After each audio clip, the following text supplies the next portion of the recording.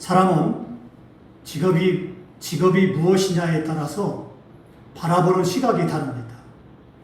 디자이너는 지나가는 사람들의 옷을, 미용사는 지나가는 사람들의 머리를, 구두를 만드는 사람은 지나가는 사람들의 구두를, 핸드백을 만드는 사람은 지나가는 사람의 핸드백을, 귀걸이를 만드는 사람은 지나가는 사람들의 귀걸이를 보고, 성형외과 의사는 지나가는 사람들의 얼굴을 본다고 합니다. 왜 이렇게 사람들을 바라보는 시각이 제각각 다를까요? 그것은 그 사람의 마음에 무엇을 담겨져 있느냐에 따라 다르기 때문에 그렇습니다. 사람은 마음의 그릇에 무엇을 담느냐에 따라 그 사람의 관심사와 행동과 살아가는 방향과 목적이 완전히 달라집니다. 그래서 공 심은 데 공나고 팥 심은 데 팥난다는 우리나라의 속담처럼 인생에 좋은 씨를 심으면 좋은 열매를 거두게 되고 나쁜 씨를 심으면 나쁜 열매를 거두게 됩니다. 이것은 진리입니다. 그러므로 우리는 언제나 우리의 마음속에 하나님의 말씀을 열심히 심어서 축복된 삶을 살아야 됩니다. 그렇지 않으면 자신의 인생을 스스로 속이는 사람이 되고 말 것입니다.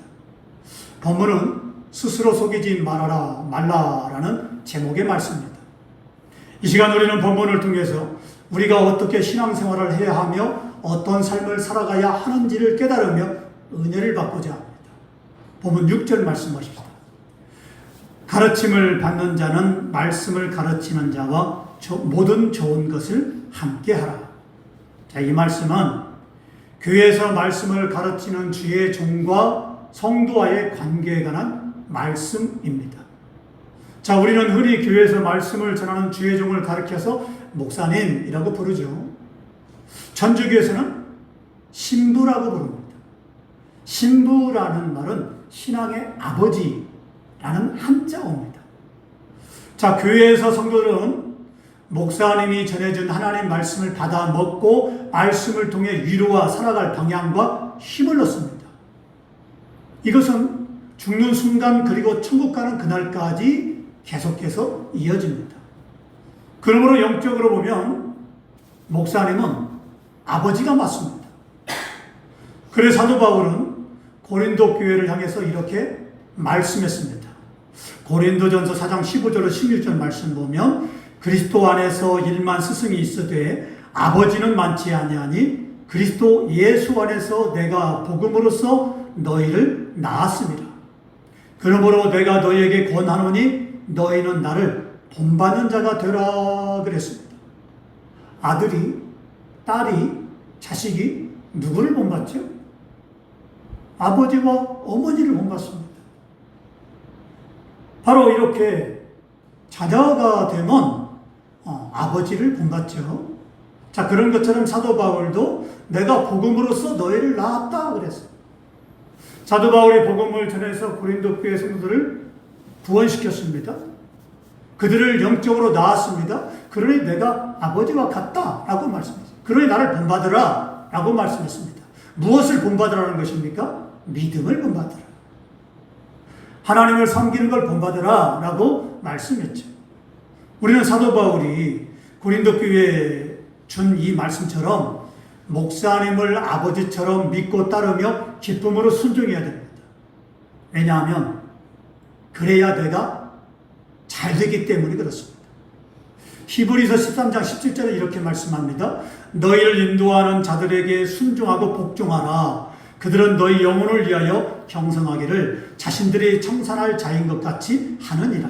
그들로 하여금 즐거움으로 이것을 하게 하고 근심으로 하게 하지 말라. 그렇지 않으면 너희에게 유익이 없는지라 그랬습니다. 너희를 인도하는 자가 누굽니까? 목사님이죠. 자, 이 목사님에게 순종하고 복종하라 라고 말씀했어요. 왜 그럽니까? 왜 이렇게 순종하고 복종해야 돼요? 성도들은 목사님으로 하여금 즐겁게 목회를 할 수 있도록 영육간에 도와주고 협력해야 됩니다. 왜냐하면 주의 종은 성도들의 영혼을 천국 가는 그날까지 이 땅에서 성도들을 돌보고 지키는 자이기 때문에 그래요. 여기서 경성하기를 자신이 청산하는 자같이 한다라는 말은, 경성이라는 말은 지킨다는 말. 성도들의 영혼을 지킨다. 그래서 성도들이 잘못했을 때 마치 자기가 죄를 지은 것처럼 하나님께 눈물로 회개합니다. 그게 목사님이에요. 그러므로 여러분의 잘못은, 여러분의 죄는 여러분으로 끝나는 게 아니에요. 여러분이 잘못하고 여러분이 죄를 짓고 여러분이 하나님을 떠나고 했을 때 목사님은 강단에서 꿇어 엎드려서 하나님 앞에 간절히 기도합니다. 하나님, 저를 용서해 주시옵소서. 불쌍히 여겨 주시옵소서. 구원해 주시옵소서. 모세는 말합니다. 주여, 이스라엘 백성을 버리려거든 차라리 생명책에서 내 이름을 지워주시옵소서. 저도 그런 기도를 해본 적이 있습니다. 어떤 성도를 위해서 잘못했을 때 목회하는 중에 그렇게 했을 때 그 영혼을 놓고 밤을 새면서 몸부림을 치면서 눈물로 호소한 적이 있습니다. 주님, 아버지, 저 영혼을 버리시려거든 차라리 생명책에 내 이름을 지어주시옵소서. 그렇지 않으려면 다시 구원해 주시옵소서. 차라리 저를 버리고 저 사람을 구원해 주시옵소서 라고 눈물로 기도한 적이 있습니다. 얼마나 애통하며 기도할 때 주님은 묵묵히 있다가 알았다. 내가 너의 눈물을, 기도를 내가 들었다. 알았다. 내가 한 번의 기회를 더 주마. 내가 구원하마. 라고 말씀했습니다. 어떻습니까? 이게 주의 종이죠. 여러분의 영혼을 지키는 자, 여러분의 영혼을 세상에 빼앗기지 않도록 몸부림을 치는 자, 다른 것 아닙니다. 사람이요, 대단한 것 같죠. 건강할 때는 영원히 살 것 같고요. 또 사람들이 돈에 욕심이 있어서 돈 합니다. 근데 막상 죽음 앞에 서게 되면요, 돈이 구원해 줍니까? 돈 필요 없습니다. 그 쓸데없어요. 얼마간의 치료에는 도움이 됩니다. 근데 죽음 앞에서는 돈이 나의 구주가 아니라니까요. 내가 죽음이 다가오게 되면 돈이 쓸데없어요. 필요가 없습니다. 다시 한 번 말씀드리지만 돈은 치료하는 데 도움이 돼요. 근데 죽음이 딱 닥치면 그거 아무것도 아니에요. 그럼 내 인생에 뭐가 중요할까요? 하나님이에요. 믿음입니다. 내가 믿음으로 십자가를 붙들 때 그 십자가만이 나를 구원해 주십니다. 할렐루야. 나의 영혼을 구원할 뿐만 아니라 나의 질병의 문제를 해결하고 나의 문제를 해결하는 건 십자가의 은혜밖에 없어요. 그런데 많은 사람들이 어리석게도 돈 합니다. 세상의 명예, 권세, 그 한량한 권세 가지면 뭐합니까? 주님 말씀하십니다. 어리석은 자여, 오늘 밤 네 영혼을 다시 취하리니 그러면 이 준비한 것이, 이 예비한 것이 누구 것이 되겠느냐 라고 하나님 말씀하지 않습니까? 아무리 돈이 많아도, 아무리 많은 걸 가져도 하나님께서 오늘 밤 너는 내게 와야 되겠다, 그만 살고 와라 라고 말씀하시면 그 억만금이 무슨 소용이 있습니까? 그게 누구 것이 되겠습니까? 사실은요, 돈도요, 통장에 돈이 많다고 내 거 아니에요. 내가 쓸 때 내 거예요. 집도요, 등기로만 내게 돼 있죠. 사는 자가 임자예요. 근데 많은 사람들은요, 그것에 욕심을 부려요. 돈의 욕심, 또 집을 많이 갖는 거에 욕심, 그런 어리석은 것에 욕심을 두고 잘 되는 거에 욕심을 줍니다. 성경은 그걸 가지고 어리석다라고 말씀하세요. 하나님 말씀하지 않습니까? 어리석은 자여, 오늘 밤 네 영혼을 도로 취하리니 그러면 이 예비한 것이 누구 것이 되겠느냐? 라고 예수님 분명히 말씀하고 있지 않습니까? 오늘 우리가 해야 될 일은 목사님을 도와서 하나님의 일을 감당하는 거예요. 그렇기 때문에 우리가 목사님 말씀을 거역하고 마음에 근심하는 자가 되어서는 안 됩니다. 왜냐? 말씀처럼 유익이 없어요. 내가 내 힘으로 아무리 잘 살려고, 내가 아무리 공부를 하고, 그리고 내 수단을 가지고 아무리 장사를 하고, 여러 가지 또 이제는 우리가 한다 할지라도 하나님 말씀처럼 됩니다.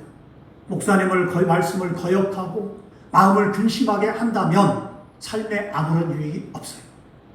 아무런 유익이 없다는 말은 축복이 없다라는 말이에요. 그러니 우리가 주님의 뜻대로 목사님을 도와서 그렇게 우리가 신앙생활을 하는 게 그게 정답이에요. 중요한 건 주님의 뜻대로입니다. 모든 건 주님의 뜻대로 가야 돼요. 우리가 말씀을 가르치는 자와 어떤 관계를 맺고 사느냐는 매우 중요한 문제입니다. 말씀을 가르치는 자는 하나님 말씀을 전하는 자입니다. 하나님 말씀을 가르치는 사람을 넓은 의미로 교역자라고 말하고 목사님이라고 말합니다. 목사님은 물질 즉 돈을 버는 사람이 아니에요. 그러나 성도들은 세상의 물질과 함께하고 물질 즉 돈을 버는 사람입니다. 때문에 성도들은 목사님에 대해서 물질적으로 부양을 책임져야 할 의무가 있습니다. 그래서 교회는 목사님이 살아갈 집, 목사님의 사례비, 먹고 살 것, 이걸 책임질 의무가 있어요. 구약에서 보면요, 이제 하나님께서 이스라엘 백성들에게 가나안 땅을 차지한 다음에 다 12지파로 분배를 합니다. 근데 거기에 비밀이 있어요. 4지파는 땅을 안 줘요. 왜 그럽니까? 4지파는 하나님의 지파예요. 하나님의 일을 하는 사람들, 성전의 일을 하는 사람들, 주의 종들이에요. 그래서 이 사람들은 11지파가 땅을 차지하고 있을 때 다 흩어져 삽니다. 흩어져 사는데 11지파가 1년 동안 농사를 짓고 난 다음에 이제 거기에서 나오는 11조, 그 곡식들, 이걸 가지고 이제 하나님의 성전을 채워요. 그걸 가지고 하나님의 일을 하는 4지파 사람들을 다 먹여 살립니다. 11지파가 4지파를 먹여 살려요. 왜? 그들은 하나님의 일을 하는 사람들, 주의 종들, 바로 하나님의 일꾼들입니다. 그렇기 때문에 이렇게 하는데 오늘날로 말하면 바로 그게 교회입니다. 성도들이 모여서 교회를 이루고 교회는 목사님을 책임져야 될 의무가 있어요. 왜냐? 목사님은 4지파처럼 하나님의 일을 하는 사람이고 이제는 돈을 버는 사람이 아니기 때문에. 자, 그러므로 가르침을 받는 자는 가르치는 자와 모든 좋은 것을 함께 해야 됩니다. 자, 모든 좋은 것을 함께 하라라는 말은 이 말씀에서 좋은 것은 헬라어로 아가도이스인데 이 뜻은 선한 것이라는 뜻이에요. 이 말은 도덕적으로 선한 것을 가르칠 때 쓰지만 물질적인 것을 가르칠 때도 씁니다. 따라서 좋은 것은 영적인 것과 물질적인 것을 모두 포함하는 이중적인 단어입니다. 그러므로 이것을 다시 한번 보면 말씀을 가르치는 자는 말씀을 가르침을 받는 자는 가르치는 자에게 물질적으로 좋은 것을 공급해 줄 뿐만 아니라 가르치는 자의 선한 사역에 참여하고 신령한 일에도 참여해야 된다라는 말이에요. 자, 어떤 분은요? 그래서 어떤 분은 이 목사님이 먼 지방에 하나님의 일을 도록 하면 자기 차로 목사님을 모시고 가요. 그래서 이 사람은 사업을 하는 사람인데 오래전에 제가 들었던 얘기예요. 이 목사님이 어디를 가신다 광고하면 그날 아침에 일찍 가시면 같이 새벽 예배를 마치고 차를 대기시켜요. 목사님 타십시오. 제가 목사님 모셔 드리겠습니다. 그리고 목사님을 모셔 드려요. 그리고 일 끝나면 목사님 태우고 또 다시 가요. 자기 사업은 뒤로 밀어요. 그래서 그분이 그렇다고 해서 얼마나 할 거냐라고 했더니 제가 목회하는 동안에 계속 그렇게 섬기더라고요. 아, 과연 그렇구나라고 했더니 나중에 들리는 소문에 의하면 두 아들이 있는데 이 두 아들이 다 서울대학을 들어갔어요. 할렐루야. 아멘이 작아요. 이 하나님을 잘 섬겼더니 두 아들이 다 서울대 들어갔어요. 할렐루야. 보십시오. 하나님을 어떻게 섬기는 것이 하나님의 축복이 오는가. 이 사람은 자기의 삶의 터전이나 자기의 사업이나 이게 목적이 아니라 하나님을 섬기는 게 목적이에요. 죄종을 도와서 하나님을 섬기니까 그 당시에는 사업에 손해도 보고 하지만 아니 오히려 사업이 잘 돼요. 그래서 제가 그분의 사업에 또 수소문을 해서 물어봤더니 이 사업이 엄청나게 잘 됐다고 그렇게 들었습니다. 또 어떤 분은 목사님의 생활비를 책임지고 또 어떤 분은 목사님의 양복과 넥타이와 구두를 사드리기도 하고 목사님의 도서비를 따로 챙겨서 드리는 분도 있습니다. 또 어떤 분은 목사님의 자녀들의 학비를 책임지는 분도 있었습니다. 하나님은 이렇게 주의 종을 섬기는 자에게 그리고 본문의 10절의 말씀처럼 모든 이에게 착한 일을 하되 더욱 믿음의 가정들에게 하는 자에게 그의 가정과 자녀와 사업을 축복하십니다. 또한 그의 삶 속에 신령한 은혜도 더하여 주십니다. 왜 이렇게 축복을 주시는 것입니까? 하나님의 일을 하는 주의 종을 돕기 때문에 그렇습니다. 할렐루야. 아멘. 다음으로 사도 바울은 이렇게 말씀합니다. 본문 7절 말씀 보십시다. 스스로 속이지 말라. 하나님은 업신여김을 받지 아니하시나니 사람이 무엇으로 심든지 그대로 거두리라. 여기서 스스로 속인다라는 말은 무엇일까요? 심는 대로 거둔다는 말이에요. 잠언서의 말씀대로 사람은 입에서 나오는 말로 복을 누리게 됩니다. 사람은 우리가 하는 말을 듣고 하나님은 우리가 하는 말을 듣고 말씀 그대로 말 그대로 이루어지게 하십니다. 민수기 14장 28절은 이렇게 말씀합니다. 잘 들어보세요. 그들에게 이르기를 여호와의 말씀에 내 삶을 두고 맹세하노라. 너희 말이 내 귀에 들린 대로 내가 너희에게 행하리라. 하나님 뭐라고 했습니까? 내 귀에 들린 대로 너희에게 행할 것이다. 어떤 사람이 남편이 날마다 술을 먹고 들어와서 자기를 때리고 아이들을 때립니다. 그러니까 차라리 남편이 죽었으면 좋겠다 라고 저주를 퍼부었습니다. 다음날 남편이 그 부인의 말대로 술을 먹고 집에 오다가 교통사고로 죽고 말았습니다. 또 어떤 사람이 자녀가 5명이 있었는데 넷째가 그렇게도 말도 안 듣고 친구들과도 형제들과도 싸우고 다투고 합니다. 그래서 엄마가 말하기를 너는 차라리 없으면 좋겠다 라고 저주했더니 그 다음날 냇가에서 친구들과 함께 수영을 하다가 그만 물에 빠져 죽고 말았습니다. 이것이 스스로 속인다는 말이에요. 우리가 우리 스스로 내 신세를 한탄하고 원망하고 불평하는 것은 모두 하나님을 향해 한탄하고 원망하고 불평하는 거예요. 다시 한 번 말씀드립니다.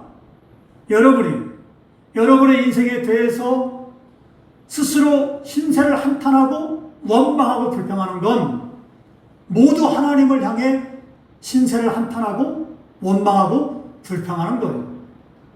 그렇기 때문에 우리는 스스로 어떤 말이라도 조심을 해야 돼요.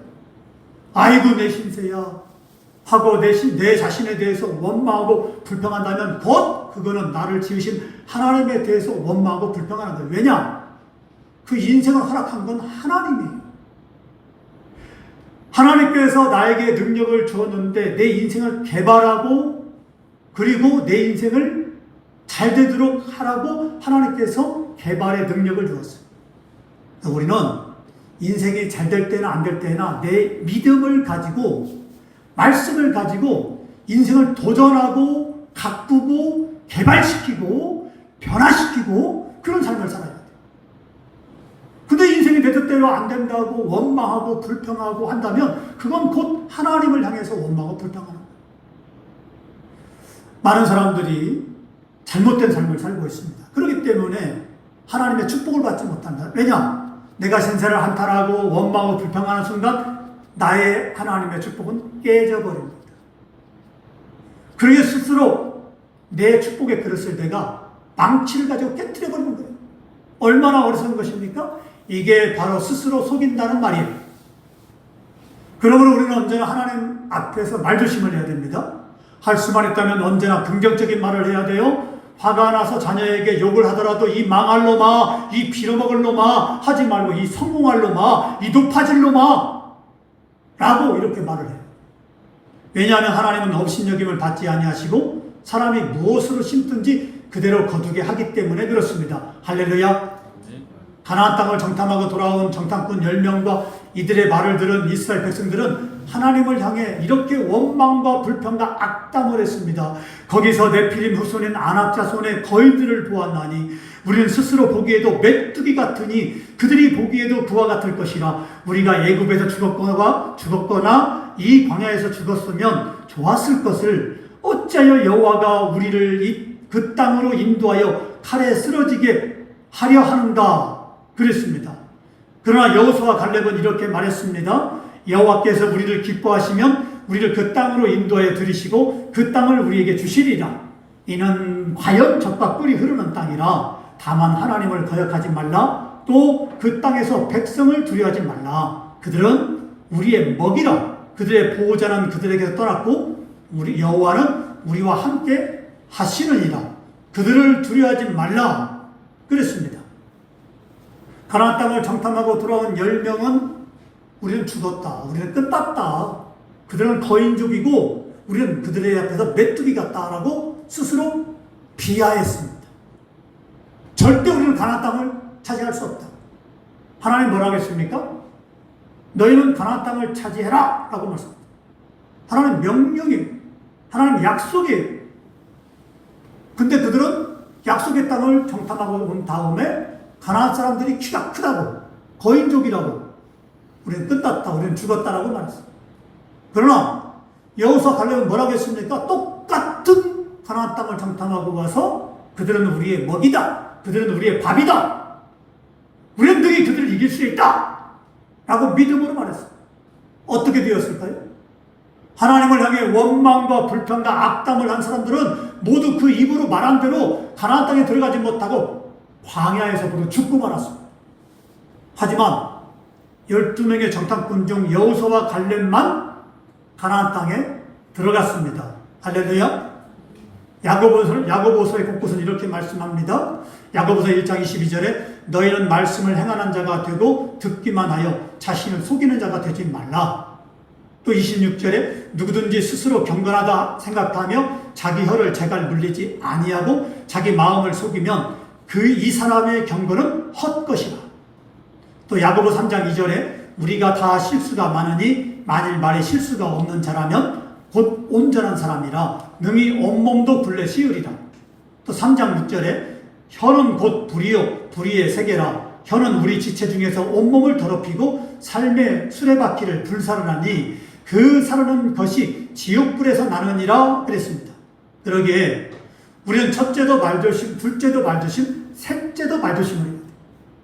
마지막으로 8절 말씀을 보십시다. 자기의 육체를 위하여 심는 자는 육체로부터 썩어질 것을 거두고 성령을 위하여 심는 자는 성령으로부터 영생을 거두리라 그랬습니다. 이 말씀은 두 가지를 말씀하고 있습니다. 육체를 위하여 심는 것과 성령을 위하여 심는 것. 중요한 것은 육체를 위하여 심는 자가 되어서는 안 된다는 거예요. 왜냐하면 육체를 위하여 심는 자는 육체로부터 썩어질 것을 거두기 때문에 그렇습니다. 오늘날 우리는 특별히 보는 것을 조심해야 됩니다. 특별히 학생들, 어린아이들, 청년들 보는 걸 조심해야 돼요. 자, 폭력적인 핸드폰 게임, 음란물 등등 잠깐 핸드폰 게임을 하는 게 뭐가 잘못된 것이냐라고 하겠지만 이게 쌓이게 되면 보는 시간과 게임을 하는 시간이 많아집니다. 그러면 습관이 되고 습관은 폭력적인 행동으로 반드시 나타납니다. 그래서 게임과 현실을 구분하지 못하게 됩니다. 실제 중학생이요. 초등학교 운동장에 놀고 있던 초등학생을 칼로 죽인 사건이 있었습니다. 이유를 물어보니 게임과 현실이 구분이 안 되더라고요. 이게 게임인지 현실인지. 그리고 칼을 들고 가지고 초등학교에 놀고 있는 아이를 그냥 죽여버렸어요. 아예 칼로 그냥 난자를 수십 번을 찔러 죽였어요. 나중에 보니까 자기 손에 피가 묻어 있고 칼이 들려 있다는 거예요. 놀래가지고 버렸는데 이미 죽어 있어. 경찰 조사에서 왜 그러냐 했더니 자기는 게임을 했다는 거예요. 그러니까 이 학생은 매일 폭력적인 게임, 폭력적인 칼을 들고 죽이는 거. 자꾸 정신적으로 나쁜 것을 심으면 그 열매가 폭력적인 범죄로 나타나게 됩니다. 그 보는 것, 생각하는 것, 마음에 드는 것, 이 모든 것들이 모두 심는 거예요. 나쁜 것을 자꾸 보면, 나쁜 것을 자꾸 생각하게 되면, 나쁜 것을 자꾸 마음에 두면, 나쁜 것을 계속 심으면 결국 나중에 나쁜 열매를 거두게 됩니다. 그러므로 우리는 본문 9절과 10절 말씀처럼 기회 있는 대로 좋은 얘기 착한 일을 해야 하고 선을 행하고 낙심하지 말아야 되는데 중요한 건 자기 육체를 위하여 심는 자는 육체로부터 썩어질 것을 거두고 성령을 위하여 심는 자는 성령으로부터 영생을 거두게 됩니다. 다시 한 말씀 드립니다. 자기 육체를 위하여 심는 자는 육체로부터 썩어질 것을 거두게 되고 성령을 위하여 심는 자는 성령으로부터 영생을 거두게 되니까 우리는 육체를 위하여 심는 자가 되지 말고 성령을 위하여 심는 자가 되어야 됩니다. 부디 믿음으로 사십시오. 하나님을 말씀대로 순종하십시오. 말씀대로 사십시오. 성령의 인도함 따라 사십시오. 그러므로 하나님의 은혜 가운데 영생의 열매, 축복의 열매, 복된 열매를 맺으며 살아가는 저와 여러분 되기를 주의 이름으로 축원합니다.